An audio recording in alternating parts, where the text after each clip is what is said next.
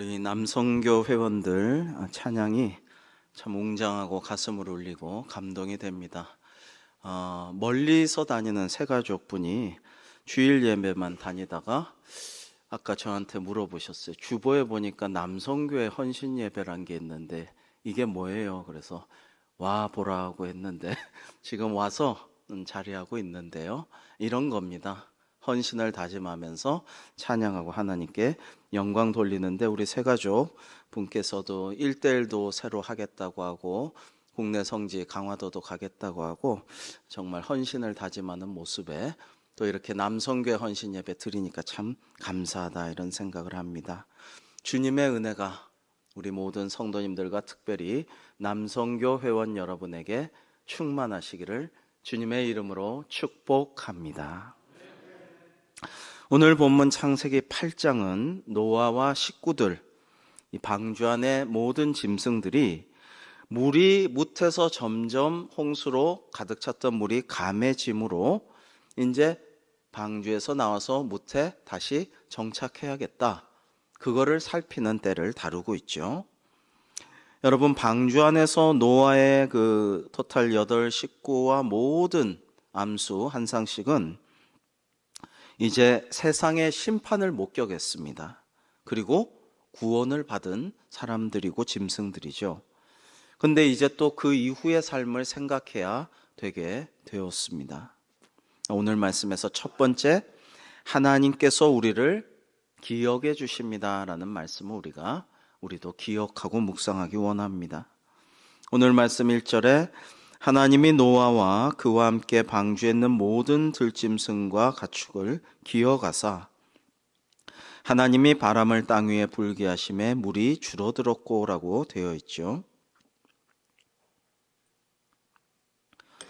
여기서 기어가셨다고 사용된 히브리어 단어가 자칼이란 단어인데요, 기억하다, 잊지 않았다라는 뜻입니다. 아울러 여러분, 보살펴 생각해 주다라는 의미도 있습니다. 내가 너 기억해, 내가 너를 생각해 라는 말에는 내가 너를 잘 보고 보살펴 주리라, 지켜 주리라, 너를 살피고 보호해 주리라, 이런 의미도 있어요.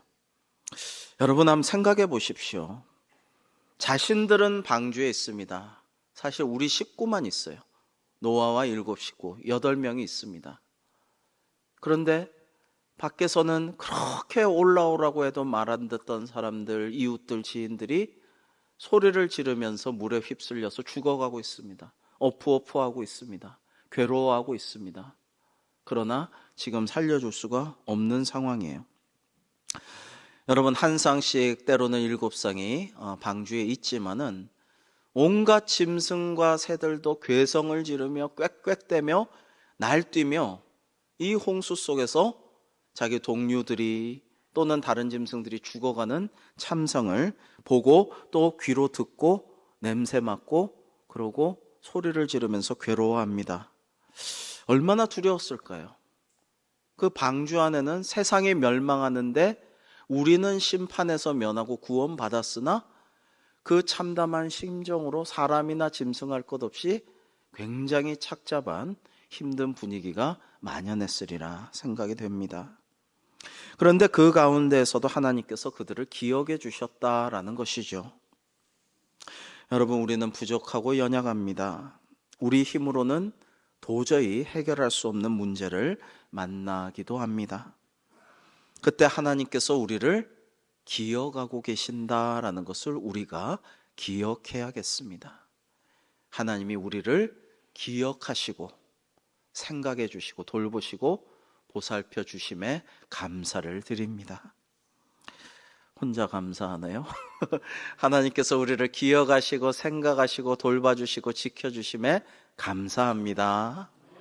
우리가 그 감사로, 그 기쁨으로 살아야 돼요. 어려운 일이 있어도, 억울한 일이 있어도, 몸이 아파도, 가족의 문제가 해결되지 않고 오래 참고 기다리지만 기도에 응답 안 되어도 하나님이 나를 잊지 않고 기억하신다, 나를 돌보신다, 언젠가 구원해 주시고 좋은 것을 주시리라, 그걸 생각하면서 하나님을 생각해야겠죠.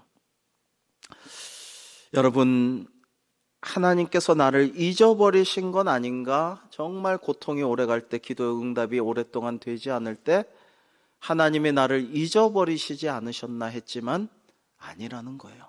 성경에는 내 부모는 나를 잊어도 우리 주님 하나님은 나를 안 잊으신다. 여기서 안 잊는다는 게 이런 뜻이에요. 안 잊어버리고 기억하고 돌보시고 챙겨주시고 언젠가 회복시키시고 은혜 주신다. 그 의미입니다. 자, 두 번째로 오늘 말씀에서 우리는 하나님의 구원은 정상적인 방법으로 질서 있게 성취되었습니다 라는 말씀을 나누고자 합니다. 오늘 말씀 2절에서 5절 한번 교독할까요? 깊음의 샘과 하늘의 창문이 닫히고 하늘에서 비가 그치매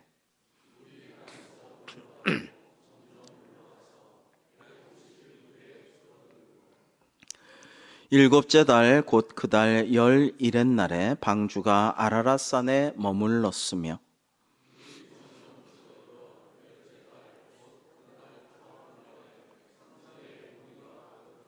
아멘. 여러분, 하나님은 능치 못한 일이 없으신 전능하신 하나님이시잖아요. 그런데 야, 당장 물 싹 빼. 화끈하게 물 싹 빼고 뽀송뽀송 다 마르고 나무도 다시 자라고 꽃도 피고 열매 맺고 노아의 가족이 딱 배에서 내리면은 정착할 수 있게끔 뾰병 해놔. 이렇게 안 하십니다. 하나님 그렇게 하지 아니하시고요. 절차가 있고요. 질서가 있고요. 모든 것을 때에 따라서 은혜롭게 베푸셔요. 우리가 그것을 찾아 누리려면 때로는 기다려야 되고 인내해야 합니다. 그러나 그런 것을 견딜 줄 알아야 하는 것이죠. 자기 마음에 안 든다고 내 속에 차지 않는다고 확 뒤집어 엎어버리고 갈아엎어버리고 내 마음대로 할 수 있는 게 아니라는 거예요. 벼랑간 하늘의 문이 열리고 땅에 샘들이 터져나오고 폭포수 같은 비가 쏟아짐으로 하나님의 심판은 시작되었습니다만 물이 감하는 과정을 보면 지극히 정상적인 자연 현상을 통해 질서 있게 순차적으로 이루어짐을 알 수 있습니다. 그래야 되거든요. 물을 말리기 위해 먼저 바람을 불게 하셨습니다. 그리고 깊음의 샘과 하늘의 창문을 닫으셨어요. 5달 동안 이렇게 계속 바람이 붑니다. 물은 점차 감해져 갑니다. 그리고 7월 17일에 방주가 아라랏산에 머물게 되었다고 말씀하십니다. 여러분, 하늘의 문을 닫고 여시는 분이 다 하나님이시지만 모든 것을 정상적인 방법으로 질서 있게 성취하신다라는 것을 우리가 기억해야겠습니다. 구원받은 후 우리의 삶에 이루어지는 모습 역시 그러합니다. 여러분, 기적을 베푸시고 정말 우리에게 놀라운 간증거리를 주셔서 하나님 믿게 하고 성경 말씀을 믿게 하고 예수 그리스도를 나의 구주로 받아들이게 하시기도 하지만 이제 구원받은 후에 세례받은 후에 새가족되고 등록된 후에 삶은 어떤 거예요? 오랫동안 그 후로는 오랫동안 천국 올라갈 때까지 계속 일상을 살아가는 거예요. 그것은 오래 참으면서 기도하면서 기다리면서 그리고 모든 것들을 쌓아가면서 그렇게 해나가는 과정이죠. 훈련의 과정이죠. 오랜 순례의 여정입니다. 그래서 이런 것을 생각할 때 정상적이고 질서 있는 방법이 참으로 중요하다라는 것을 알 수가 있고 그것이 하나님의 일하시는 방식이며 성도가 그런 것을 따라가야 된다라는 것을 알 수 있습니다. 창세기 1장 1절에는 태초에 하나님이 천지를 창조하시니라. 땅이 혼돈하고 공허하며 흑암이 깊음 위에 있고 하나님의 영은 수면 위에 운행하시니라 라고 말씀하십니다. 즉 창조주이시며 만물을 주관하시고 마침내 온 세상을 심판하실 하나님께서는 혼돈의 하나님, 케이아스의 하나님이 아니라 질서의 하나님, 코스모스의 하나님이시라는 거죠. 참 우리의 모두의 죄악으로 말미암아 오늘날은 우리나라도 온 세계도 질서 없는 혼돈의 세상이 되고 말았습니다. 너무나 가슴 아프고 하나님께 송구스러운 일이 아닐 수가 없습니다.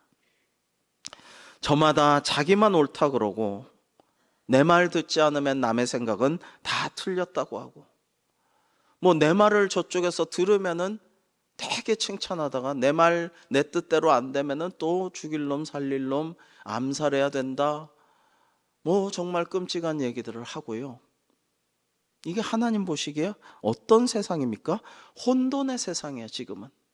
정말 발전하고 풍요롭고 편리한 세상 같지만 질서가 무너지고 혼돈이 가득한 세상이 되고 말았습니다. 교회도 마찬가지입니다. 교회도 반드시 영적인 질서가 필요합니다. 이게 무너지면 질서를 혼돈으로 만들어버리면 모두가 다 힘들고 어렵게 되죠. 각자 저마다 교회를 위한다고 말하지만 모두가 자기 생각을 주장하고 그걸 다 관철시키려고 하고 자기 생각과 경험이 옳다고 하고 모든 것을 자기 뜻대로만 하려고 해서는 예수 그리스도를 유일한 머리로 하고 또 우리는 다 주님의 지체로 한 형제 자매로서 한 식구로서 한 몸을 이루는 것이 질서가 무너지면 혼돈이 온다라는 것입니다. 그러나 지금은 세상도 교회도 너무나 자기 생각만 고집하고 자기 경험과 자기의 주장과 자기만이 옳고 그렇지 않다고 하는 사람은 대화조차 잘 되지가 않아요. 대화를 해서 서로 조정하고 맞춰가고 조율하면서 같이 합심, 우리는 기도해서 같이 말씀을 찾아보고 말씀엔 이렇게 되어 있구나. 그러면 우리가 이걸 따라야지 하고 같이 기도합시다. 하고 서로 용서하고 축복하고 기도하고 그렇게 하나 되어 나아가야 우리 몸이 제대로 돌아가는데 주님의 몸인 교회가 그렇게 잘 안 되는 모습을 오늘날 많이 봅니다. 너무 안타까운 세태가 아닐 수가 없습니다. 성경적이지 않은데도 하나님의 뜻이 아닌데도 내 생각과 내 느낌과 내 감정과 내 뜻을 주장하는 일이 너무나 많습니다. 지난 주간에는 너무 슬펐어요. 사실은 많은 일이 있고 은혜로운 일이 있고 복된 일이 많았습니다만 뉴스에 헤드라인 보고 저는 안 봤어요. 보기 싫어가지고. 근데 저는 일부러 안 봤는데 또 와서 말씀들을 많이 해주셨는데 이게 우리 교단 신학교에 은퇴한 신학 교수들이 목사고 교수, 신학 교수인데 마음에 안 드는 야당 마음에 안 드는 사람이 있을 수 있어요. 누구나 서로 마음에 안 들고 자기 정치적 신념이 있을 수 있습니다. 그걸 뭐라고 할 수 있습니까? 민주사회에서. 그러나 죽여야 된다. 누가 암살해야 된다. 어떻게 목사가 그리스도인이 신학 교수가 그런 말을 할 수가 있단 말입니까? 성경적이지 않잖아요. 예수님은 원수도 사랑하라고 했잖아요. 그리고 화평케 하는 사람, 화목케 하는 사람이 되라고 했잖아요. 근데 누구를 밉다고 해서 죽이라는 얘기를 어떻게 공공 많은 사람들 앞에서 영향력 있는 보통 성도도 아니고 목사가, 신학 교수가 이거를 할 수가 있단 말입니까? 저는 너무나 눈물이 나고 마음이 아팠어요. 이런 일들이 지금 일어나고 있다. 정말 이상한 세상에 지금 살고 있다. 참 염치도 없이 그런 말을 부끄럽지도 않게 하고 있구나라는 생각에 이 사순절에 너무나 마음이 괴로웠습니다. 남들이 다 그런다고 해서 우리가 다 따라할 수는 없어요. 자, 저쪽도 그러니까 우리는 더 세게 나가자. 저쪽에서도 그러니까 우리도 거기에 맞대응하자. 이거는 주님의 방식이 아니고 교회의 방식도 아닙니다. 우리는 용서하고 포용하고 이해하고 축복하고 서로 함께 기도하면서 말씀에 순종해서 나아가야 되는데 예수 그리스도를 머리로 하는 주님의 몸된 교회의 영적인 질서가 중요한데 지금 교회나 세상이나 그런 것과 멀어져 있는 모습을 많이 보게 됩니다. 아까도 제가 기도하고 설교하였지만 이번 사순절의 기도는 저는 그거예요. 주님, 저를 좀 죽여주소서. 펄펄 살아서 주장하는 이 강한 에고, 자아, 나의 모든 것을 좀 죽여주시고 제가 좀 죽게 해주시고 내 안에 예수님만 살아 움직이시고 나를 이끌어 주옵소서. 주님만 왕이 되시고 주님께서 내 안에 살아서 막 활동하시고 성령님이 나를 이끌어 주옵소서. 나는 좀 제발 죽여주시고 내 주장과 내 생각과 내 경험과 내 판단 이런 거를 너무 드러내고 강요하고 주장하고 안 하게 해주세요. 이게 이번 사순절의 저의 기도의 주제입니다.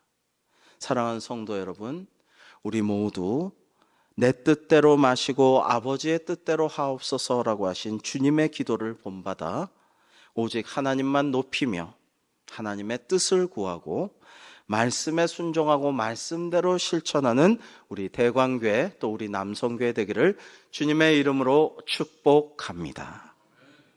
마지막 세 번째, 하나님의 뜻이 이루어지는 것을 보려면 인내가 필요합니다. 마지막 아니네요. 죄송합니다. 오늘 네 가지 주제를 말씀드리려고 해요. 장장 10개월 동안 노아와 그의 가족들은 방주 안에 머물러야 했습니다. 10개월을 방주 안에 네모난 뱃속에, 이게 노도 없고 돛도 없어요. 그냥 물결 가는 대로 바람 가는 대로 가는 거예요. 얼마나 답답할까요? 여러분, 최고급 크루즈를 타도 10개월 그냥 있으면, 갇혀 있으면 지겹고 빨리 무트로 나가고 싶을 겁니다. 자, 양식은 줄어들고 있습니다. 가축들 사료도 줄어들고 있죠. 짐승들. 노아가 고민이 될 수밖에 없지만 하나님께서 길을 조금씩 열어주십니다. 이러한 하나님의 역사를 누리기 위해 우리에게 필요한 것은 인내이죠. 기다림입니다. 이것은 훈련입니다. 하나님은 꼭 우리를 기다리게 하셔요. 지지난주 1대1 할 때도 목사님 정말 이런 기도 제목이 있는데 안 들어주셔서 너무 마음이 섭섭하고 아프고 아쉬웠어요. 같이 기도합시다. 하나님 뜻은 모르지만. 근데 엊그제 1대1 하는데 그 기도를 들어주셔서 너무 감사해요. 그래, 감사하네요. 참 하나님 은혜네요. 이렇게 빨리 들어주실 줄 몰랐는데 감사하네요. 얘기했지만 그리 아니하실지라도 사실은 기도하고 나서 금방 들어주셨대요. 하소연하고 나서. 그러나 우리는 그리 아니하실지라도 감사하고 인내하고 기다리고 하나님께 영광을, 우리의 고난을 통해서도 영광을 돌리는 우리 모두가 되어야 할 줄로 믿습니다. 여러분, 우리는 은혜를 체험하기 위해 간구하고 매달리죠. 간절히 매달립니다. 그런데 막상 은혜를 받은 후에는 받은 은혜 합당하지 못하게 사는 경우가 너무나 많습니다. 이런 말 좀 그렇지만 정말 와닿는 말 아니에요? 화장실 가기 전하고 갔다 와서 너무 다른 거예요. 너무 달라요. 믿는 자에겐 반드시 믿음과 소망을 가지고 인내하는 것이 필요하다는 것을 우리가 깨닫습니다. 진짜 마지막 네 번째로, 까마귀로 살 것인가 비둘기로 살 것인가 라는 말씀을 나누려고 합니다. 노아는 이제 방주에 낸 창문을 열고 땅에 물이 얼마나 줄어들었나, 사람이 내려가서 정착할 수가 있을까 탐지하기 위해 두 종류의 새를 내보냅니다. 첫 번째는 까마귀를 내놓았는데 까마귀가 물이 땅에서 마르기까지 날아 왕래 왔다 갔다 했습니다. 그런데 이 까마귀는 뭐냐면 돌아오지 않았습니다. 새 중에 IQ가 제일 높은 새가 까마귀라 그래요. 까마귀가 제일 똑똑하다고 합니다. 이 똑똑해요. 눈치도 빠르고 아주 빨라요. 보니까 살만하거든. 내가 왜 저 답답한 데로 돌아가? 안 돌아간 거예요. 살만하니까. 못 살 것 같으면 돌아갔겠죠. 까마귀는 부패한 것도 먹을 수 있습니다. 웬만한 거 다 먹습니다. 그러니까 웬만한 거 먹고 살만하겠다 계산이 섰고요. 능력도 있어요. 살아갈 생존력도 있어요. 그러니까 안 돌아왔습니다. 노아는 또 한 종류의 새 비둘기를 보냈습니다. 온 지면에 물이 있으므로 비둘기가 발붙일 곳을 찾지 못하고 방주로 돌아와 그에게로 오는지라. 그가 손을 내밀어 방주한 자기에게로 받아들이고, 이제 발붙일 것이 없어서 돌아왔지만은요, 다시 또 내보냅니다. 비둘기는 그래도 깨끗한 새, 정결한 새에 속한다고 합니다. 물이 질퍽질퍽하고 습기가 가득하고 깨끗한 먹을거리 아니면 아무거나 잘 먹지 않는다라고 하네요. 그런 비둘기였기에 깃들어 살 만한 곳이 없었을 것 같습니다. 아무거나 먹고 그냥 세상에서 뒤엉켜 사는 게 아니라 정결한, 나름 순결한 새였기 때문에 살 곳이 더 없었을 것 같아요. 다시 돌아왔는데 노아는 이 비둘기를 며칠 후에 다시 한번 내보냈습니다.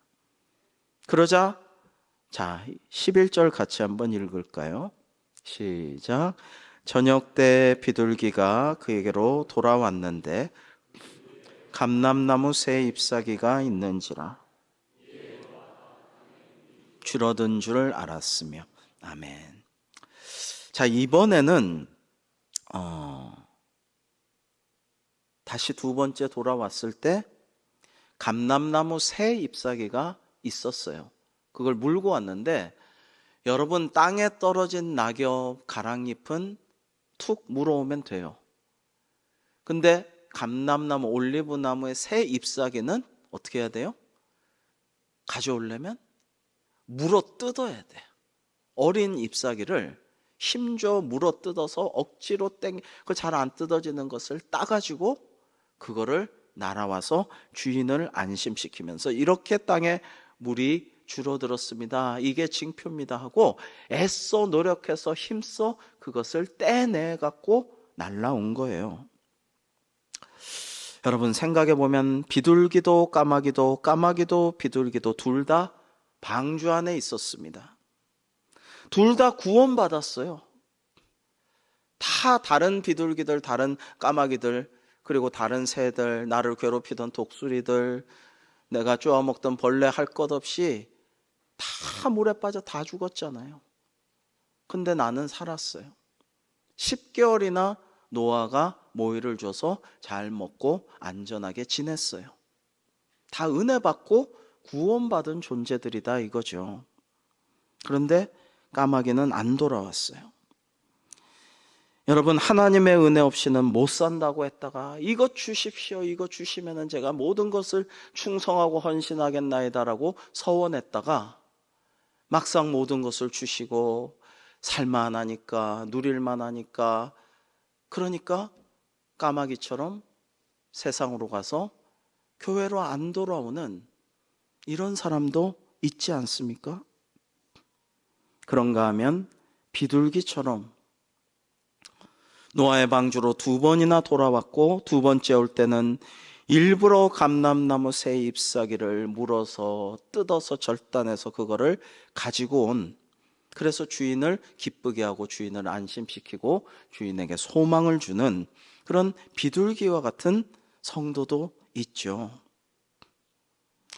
여러분, 그래서 지금도 비둘기는 평화와 안전의 사자로, 심볼로서 우리가 받아들이고 있습니다. 한없는 은혜를 베풀어 주셔서 날 구원해 주신 하나님께 우리도 정말 어떻게 헌신할까? 지금 남성교회 헌신 예배를 드리고 있는데요. 멀리 사시는 새 가족도 평생 처음 헌신 예배를, 남성교회 헌신 예배를 드리고 계신데, 헌신이 무엇일까? 무슨 헌신에 대해서 얘기할까? 저는 저와 같은 교역자, 장로님들, 또 모든 남성교 회원들, 충성된 분들과 새가족 할 것 없이 기본이 제일 중요하다라고 생각해요. 위기일수록, 혼돈스러울수록 기본이 중요해요. 슬럼프일수록 기본이 중요해요. 사랑하는 성도 여러분, 또 남성교 회원 여러분, 성도의 의무를 다하고 기본을 잘 지키는 우리 대광교회 되기를 주님의 이름으로 축복합니다. 주일 성수를 잘해야 됩니다.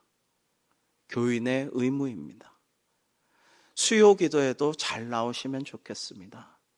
다른 거는 뭐 이런저런 것들 많이 기도회도 하고 뭐 제자훈련도 하지만 교인의 의무로 헌법에 되어 있는 거 아닙니다. 일단 주일 예배와 수요 기도회, 이 기본을 지켜야 될 거 아니겠어요? 11조를 드립시다. 여러분, 11조는요, 왜 11조 해야 돼요? 왜 11조가 필요해요? 왜 그러냐면, 나를 구원해 주시고 송두리째 나를 살려주시고 모든 은혜 주시고 천국에서 영생복락 누리도록 하실 하나님께 내 모든 생애를 다 드려야 되고 나를 온전히 산제사로 바쳐야 마땅한데, 상징적으로 10분의 1을 구별해서 먼저 드리는 거예요. 그 11조는 교인의 의무입니다. 헌법에 나와 있어요. 그러니까 잘못 생각하시면 안 돼요. 다 떼고 다 누리고 다 즐기고 다 꾸미고 다 놀다가 이번 달은 좀 11조 할 만한데, 이번 달은 뭐 그래도 남는데 하면서 저축 그만하고 11조 하지 하고 바치는 게 아니에요. 내 모든 것을 드린다라는 마음으로, 그걸 대변하는 마음으로 10의 1을 소득이 생기면 먼저 구별해요. 내 소득의 10의 1을 먼저 구별한 다음에 그걸 먼저 드리고 나머지로 생활하고 저축도 하고 즐기기도 하고 누리기도 하는 거예요. 여러분, 근데 이것을 하나님께서는요 11조를 강조하시면서 말라기를 비롯한 말씀들에서 이렇게 하면 내가 더 큰 복을 주기 원한다, 더 큰 복을 주기 원하는데 왜 안 하느냐, 제발 해라, 내가 더 큰 복을 주도록 그렇게 11조를 하려무나, 이렇게 말씀하셔요. 더 복 주시려고 부족함이 없는 하나님께서 말씀하시는 것이죠. 여러분, 뭐 이렇게 헌신합시다 저렇게 헌신합시다 많은 말씀 드릴 수 있겠지만, 정말 이 위기와 혼돈의 시대를 살아가는 우리에게, 또 남성교 회원 여러분들에게 우리 성도의 기본을 지킵시다. 말씀 읽고 말씀 듣고 예배에 힘쓰고 말씀대로 순종하고 기도하고 11조를 하고 정말 교인의 의무를 다 하여서 기본을 잘 지키고 기본이 반듯하고 기본이 튼튼하면 성장하게 돼 있어요. 발전하게 돼 있어요. 고급 기술, 기본이 튼튼할 때 김연아가 트리플 엑셀도 할 수 있어요. 그러나 기본이 안 되면 트리플 엑셀은 꿈도 못 꾸겠죠. 근데 오늘날 우리는 많은 부분에서 기본적인 것들이 흔들리는 시대를 살아가고 있습니다. 주일 성수, 교회 공식 예배, 수요 기도회, 11조, 그리고 하나님께서 기뻐하시는 말씀과 기도, 성도의 교제. 지금 오후 예배 계속 많이 나오시고 성도의 교제도 잘 되고 행사마다 여러 가지 기도회마다 잘 돼서 얼마나 감사해요. 그것은 기본으로부터 시작돼서 발전된 것이거든요. 그래서 잘하고 계시지만 더욱더 다시 한번 나를 돌아보고 기본을 돌아보고 우리가 정말 기본이 든든히 서야겠다. 믿음의 반석 위에 선 우리 대관교회와 우리 남성교회가 되기를 주님의 이름으로 축복합니다. 기도하겠습니다. 하나님께서 저희를 기억해 주셔서 잊지 아니하고 때마다 날마다 평생 은혜를 베풀어 주셨습니다. 그 은혜를 경험한 저희들은 어렵고 힘들어도 기다리고 인내하며 혼돈을 질서로 바꾸시는 하나님의 뜻을 따라 기도하며 저희도 말씀에 순종하며 나아가야겠습니다. 혹시 저희 자신을 돌아볼 때 하나님의 그 크신 은혜와 모든 좋은 것을 베푸신 것 잊어버리고 돌아갈 본향집도 잊어버리고 주님을 잊어버리고 그 사랑을 잊어버리고 세상에 취해버리고 세상에서만 돌아다니는 까마귀로 살 것인가? 아니면 하나님의 은혜에 감사하며 주님께 돌아와 주님께 기쁨을 드리고 주인의 마음을 흡족하게 해드리는 비둘기로 살 것인가? 다시 한번 기본을 튼튼히 세우는 저희들 다 될 수 있도록 인도하여 주시옵소서. 예수님의 이름으로 기도합니다. 아멘.